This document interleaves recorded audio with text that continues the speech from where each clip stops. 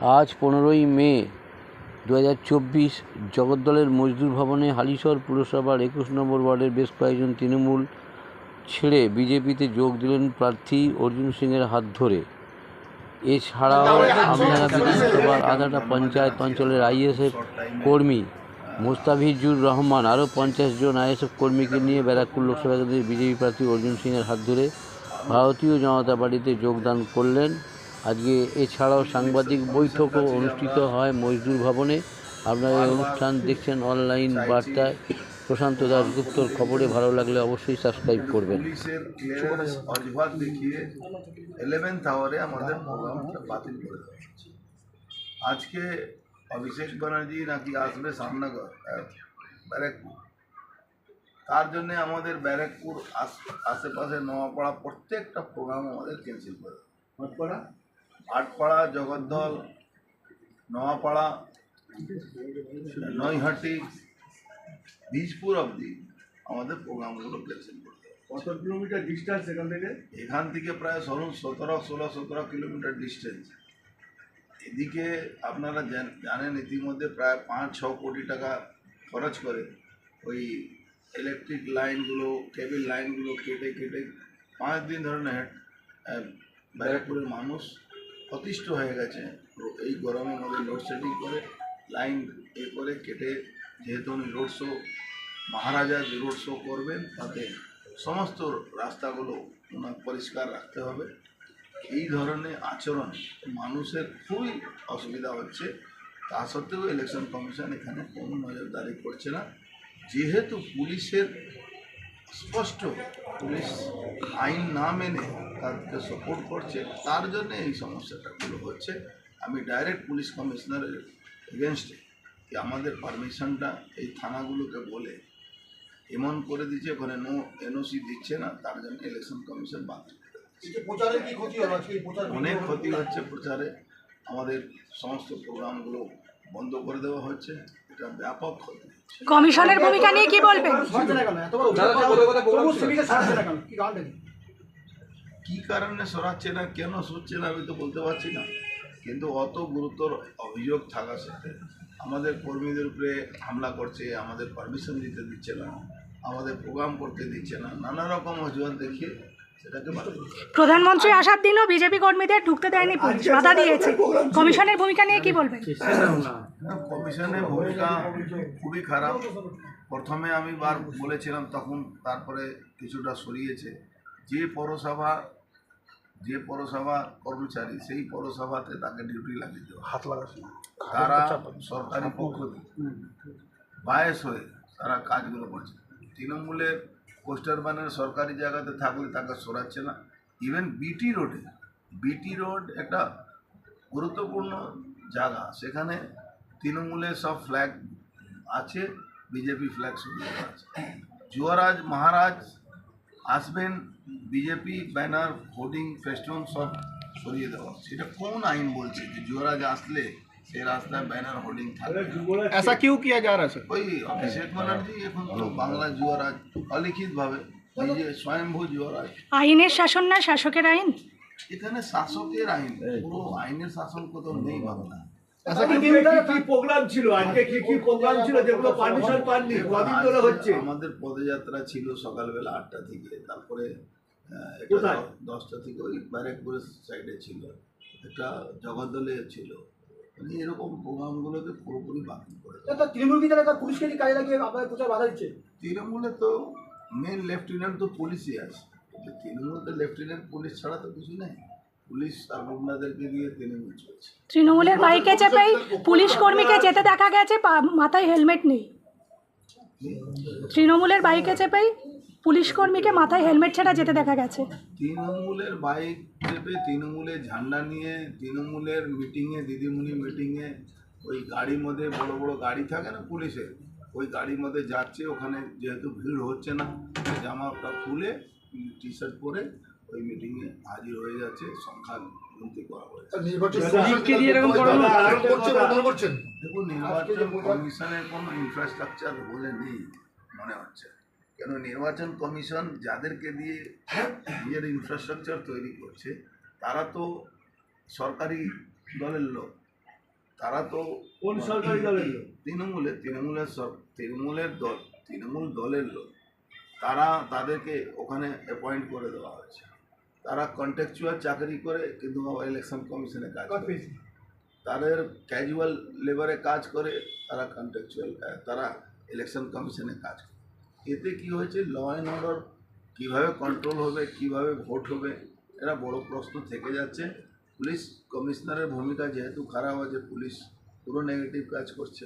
এই জন্যে আমরা বারবার বলছি পুলিশ কমিশনারকে এখান থেকে সরানো, জেপি পান্ডেকে এখানে সরানো। যে এসিপি আছে এখানে 5 বছর ধরে ও এখানে এই রেভিনিউ ডিস্ট্রিক্টে পড়ে আছে। ইলেকশন কমিশন কি ঘুমিয়ে আছে, এসব দেখতে পাচ্ছে না? আমরা তো চিঠি লিখতে পারি, আমরা তো ইলেকশন কমিশন তো সাইড হতে আছে, ইলেকশন কমিশনটা আমরা বারবার চিঠি লিখতে পারি, কিন্তু ইলেকশন কমিশনে তো কিভাবে এটা ডিসিশন নিচ্ছে আমার অভিযোগ পেলেও इलेक्शन कमीशन को कंप्लेन किया आपने?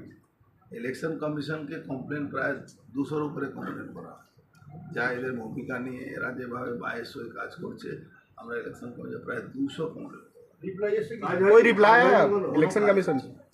দাদা আরেকটা কথা বলছি, এই যে ডোর টু ডোর যে ক্যাম্পেনিং আপনার 3-4 দিন ধরে আপনার ক্যান্সেল হচ্ছে, আপনি যেটা অভিযোগ করছেন, আপনি তো সাধারণ মানুষের কাছে পৌঁছাতে পারছেন না, তাহলে কি সাধারণ মানুষকে কিছু আবেদন জানাবেন? সাধারণ মানুষকে যে আমি একটাই আবেদন জানাতে চাইছি, যেহেতু পুলিশের পুলিশ যেভাবে মিসগাইড করছে, তাতে আমরা যে মানুষের কাছে পৌঁছতে পারছি না, আমাদেরকে ক্ষমা করবেন। আমরা কিন্তু আপনাদের সাহায্যের জন্য, আপনাদের আশীর্বাদ জন্যই কিন্তু এই লড়াই আমরা জিতব। কিন্তু যেভাবে আমাদেরকে টেকনিক্যালি বাধা দেওয়া হচ্ছে, আমরা হয়তো আপনাদের কাছে পৌঁছতেই পারছি না, কিন্তু সোশ্যাল মিডিয়ার মাধ্যমে আপনাদের কাছে আমরা সবসময় প্রস্তুত থাকবো, আমরা মিডিয়ার মাধ্যমে প্রস্তুত থাকবো। আমাদেরকে সেইভাবে কোনো ভুল না বুঝে আমাদেরকে আশীর্বাদ করবেন। এরাই এই পুলিশ আর যারা সকল একটা দুডম্বরীভাবে যে ইনফ্রাস্ট্রাকচার বেআইনিভাবে যে ইনফ্রাস্ট্রাকচার তৈরি হয়েছে, তার জন্য আমাদের অনেক অসুবিধা। কোন জায়গায় বেশি করি পাচ্ছেন না, পারমিশন পাচ্ছেন না, কোন অ্যাসেম্বলিতে? ভাটপাড়া, জগদ্দল, ব্যারাকপুর, নোয়াপাড়া, এটা আমাদের বিশেষভাবে এটা আমাদের প্রবলেম হচ্ছে। মকপলেও তৃণমূলের সেই অর্থে কাউকে দেখা যাচ্ছে না, সেখানেও সংখ্যা কমে গেছে তৃণমূল কর্মীদের। মকপলে আমাদের কর্মীরা আছে, মকপলে কোনো অসুবিধা এখন পর্যন্ত হয়নি, কিন্তু মকপলে যাদেরকে দায়িত্ব দেওয়া আছে তারা এখনও মনে হচ্ছে তারা আনট্রেন্ড আছে। কালকে ভাটপাড়া মক পোলিং কমিশনিং রাত 2টো অবধি চলেছে। শাসক দলের সব পারমিশন পাচ্ছে, বিরোধী দলের পারমিশন পাচ্ছেন না।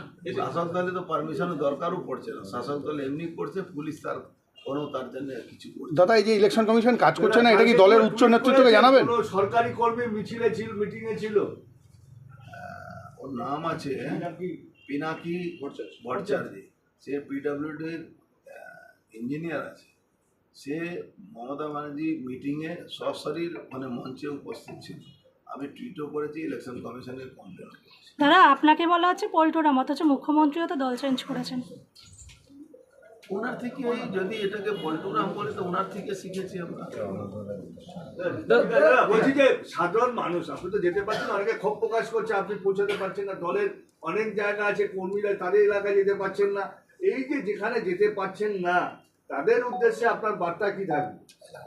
তাদের উদ্দেশ্যে ওরা সব সঠিক কথা জানে, তাদের উদ্দেশ্যে একটাই বার্তা আছে, তৃণমূলকে সরাতে হবে, নালে মানুষের গণতান্ত্রিক অধিকার কেড়ে নিচ্ছে। আমার সবার কাছে হাত জোড় করে আমি বলছি কি আপনারা ভেবে নিন কি আপনার ভাই, আপনার বন্ধু, আপনার এমপি আপনার পাশেই আছে। আপনারা এই একটা টেকনিক্যাল সমস্যার জন্য আমাদেরকে ওখানে পৌঁছতে দিচ্ছে না এরা। এই যে পারমিশনগুলো যে পারমিশনগুলো করতে দিচ্ছে না, সমস্যাটা হয়ে যাচ্ছে। বিচুর কেন্দ্রে ফোন করে ধমক দেওয়া হচ্ছে আপনার সকল কর্মীদের, বিচু জুড়ে ও তো সব জায়গায় দিচ্ছে, কিন্তু আমাদের কর্মীরা অনেক স্ট্রং আছে, কিছু কিছু জায়গায় একটু ভয় পাচ্ছে, সেটা আমরা বুঝে নেব। কাউন্সিলর যেভাবে চড় মারলেন আপনাদের কর্মীদের, কাউন্সিলর এমএলএ এদের তো অন্য কিছু শিখিনি, এরা তো জোর করে ক্ষমতায় আছে। আজ থেকে কি ভূমিকা হবে যে পরিপ্রেক্ষিতে আজকে যে আমাদের এই করলেন? না, যেরকম আজকে আমরা বাধ্য হয়ে ঝান্ডা ছাড়া আমরা প্রচারে গেছি, আমি তো এমনি হেঁটে যেতে পারি, আমরাও ওরা যে করছে, যে কায়দা করছে, আমরাও কায়দাটা একটু চেঞ্জ করে দেবো। আমরা তো হেঁটে এমনি বাড়িতে যেতেই পারি, তার জন্য অসুবিধা হবে না, আমরা ঝান্ডা নিতে পারছি না।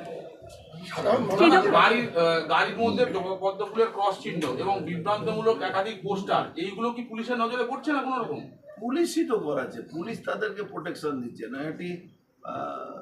নয়াটি জুট মিলের সামনে পাবলিক ধরে তাড়া করে ওদেরকে পিটিয়েছে, তখন পুলিশ ওদেরকে প্রোটেকশন দেওয়ার জন্য করছে। পরোক্ষভাবে আপনাকে খুনি বলেছেন মুখ্যমন্ত্রী, অথচ সে বিষয়টা তো ওনার দলে থাকলে আমি খুনি না, ওনার দল থেকে চলে গেলে আমি খুনি হয়ে যাই। যখনই ওনার সঙ্গে থাকি আমি গুড বয় থাকি, যখনই সরে যাই ব্যাড বয়। দাদা একই সঙ্গে আপনাকে প্রধানমন্ত্রী চিঠিও দিয়েছেন, শুভেচ্ছা বার্তা দিয়েছেন, কি বলবেন? প্রধানমন্ত্রীর সঙ্গে কেন মমতা ব্যানার্জিকে তুলনা করবে? কোথায় প্রধানমন্ত্রী আর কোথায় উনি, যার ভাষা জ্ঞান নেই, ভাষা গালাগালি করছেন প্রধানমন্ত্রী, যার ভাষাটা মানে একদম কুরুচিপূর্ণ ভাষা, যে ভাষা শোনা যায় না, বলা যায় না। পার্থ ভৌমিক বলছেন যে আপনাকে ভোট না দিয়ে অন্তত বামকে ভোট দেওয়া উচিত সংস্কৃতি পরায়ণ মনস্ক হিসেবে। পার্থভূমিকে যদি কথায় লোক ভোট দিত তো পার্থভূমিকেই দিয়ে দিত। দাদা আপনাকে 440 ভোল্ট বলে আখ্যা দিচ্ছে মুখ্যমন্ত্রী করা। এটা তো আমার জন্য কিছু মানুষের আমার দ্বারা উপকৃত হচ্ছে, আরো কিছু মানুষ। ঠিক আছে, দাঁড়া দাঁড়া, উফ তুই তোরা পুরো আমাকে চেপটে দিয়েছে। বলার নেই এই দুজন মিথ্যা কথা বলবো, যেটা সত্যি সেটা বলবো।